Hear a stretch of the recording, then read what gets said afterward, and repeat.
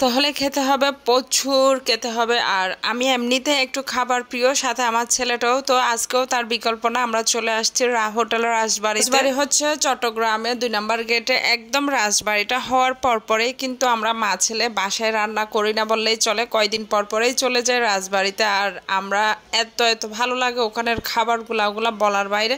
যদিও আমরা good review নিজের টাকা দিয়ে খেয়ে দিচ্ছি, কিন্তু অনেকে মনে করবেন না এমনি ফ্রিতে খেয়ে ভালো একটা রিভিউ দিয়ে দিচ্ছে, এরকম কিছুই না। আসসালামু আলাইকুম, কেমন আছেন?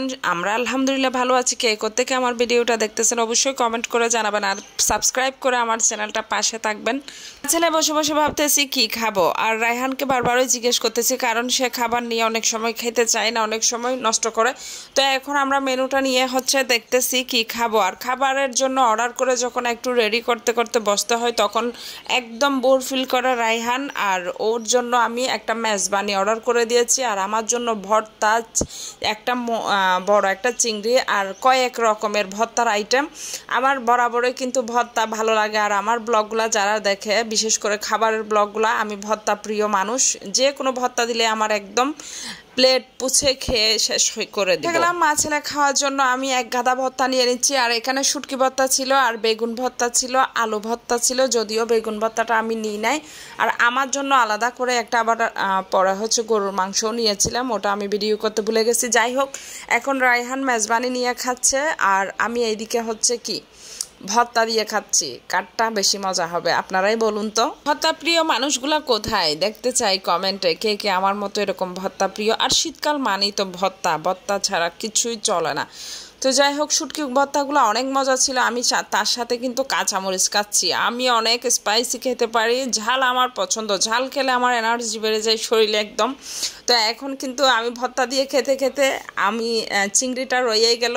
তো পরে ভাবলাম যে না, চিংড়িও খাবো এবং একটা কিন্তু গরুর মাংস আমি ট্রাই করবো। টাকা দিয়ে যখন কোনো রেস্টুরেন্ট বা হোটেলে বসে ভালো ভালো খাবারগুলো খাবেন, একদম ইচ্ছা মতো খাবেন। আর খেতে না পারলে একদম রেখে চলে আসবেন, তাও ভালো। আত্মীয় স্বজনের বাড়িতে না গিয়ে আপনি গাদা গাদা টাকা খরচ করে যখন আত্মীয় স্বজনের বা রিলেটিভদের বাসায় যাবেন, তখন দেখবেন আপনার অনেক কথা ভালো লাগবে না। অনেক কথা আবার শুনে ওখানে ঘুরতে হবে, বেড়াইতে হবে, আবার অনেক এগুলা হচ্ছে যারা আসলে আমার মতো বিশেষ করে তারা বুঝবেন যে যখন আমরা ভিডিও মেক করি, অনলাইন থেকে আমি ভিডিও মেক করে ইনকাম করি এবং সেটা দিয়ে আমার সংসার চলে, সেটা বলতে আমার খুব বেশি খারাপ লাগে না, আমার অনেক ভালো লাগে, কারণ আমি আত্মনির্ভরশীল।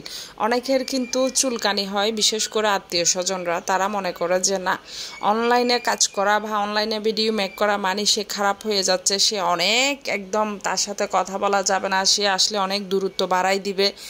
আমি মনে করি যে নিজে ইনকাম করব, রেস্টুরেন্টে গিয়ে ভালো ভালো খাবো, একদম খাইতে না পারলে ওগুলো ফেলে দিয়ে চলে আসবো। এমন কোনো আত্মীয় স্বজন বা রিলেটিভদের বাসায় যাব না যারা আমাদেরকে দেখলে দূরত্ব বাড়িয়ে দিতে চাইবে, বিভিন্ন বাহানা দিবে, তাল বাহানা করে হচ্ছে বিভিন্ন রকম কথা শোনাবে, বলবে।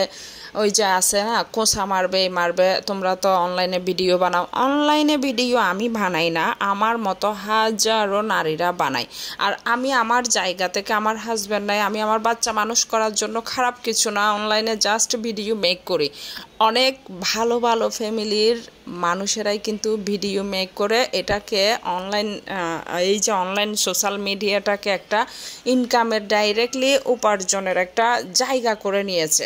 দেশের ম্যাক্সিমাম ফ্যামিলি কিন্তু ফুল ফ্যামিলি মিলেই কিন্তু ব্লগ বানাচ্ছে, শুধু আমি একা না। তো তারপরও আছে না কিছু কিছু চুলকানি আত্মীয় স্বজন, বিশেষ করে যারা গ্রামে থাকে, কোনো কাজ নাই কাম নাই, একদম খেয়ে একজনের খেয়ে অন্যজনের গীত গাইবে, গান গাইবে, তাদের এই কাজ। তারপরেও শহরে অনেক আছে যারা শহরে এসেও কিন্তু শহরের যে এই সোসাইটি এরিয়াটা ওটা নিতে পারে না, গ্রামের ওইটাই নিয়ে বসে আছে। ওই ধরনের কিছু মানুষ, খারাপ মেন্টালিটি। তো যাই হোক, আসলে এগুলা থাকবে, এগুলাকে ওভারকাম করে আমাদেরকে চলতে হবে।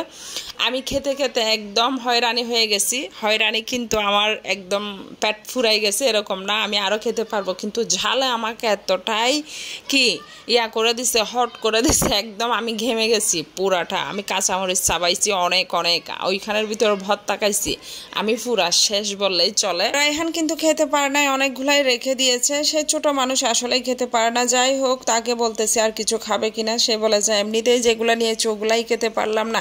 আমি আসলে ঝাল পেলে ওখানে আর কোনো কথা নাই।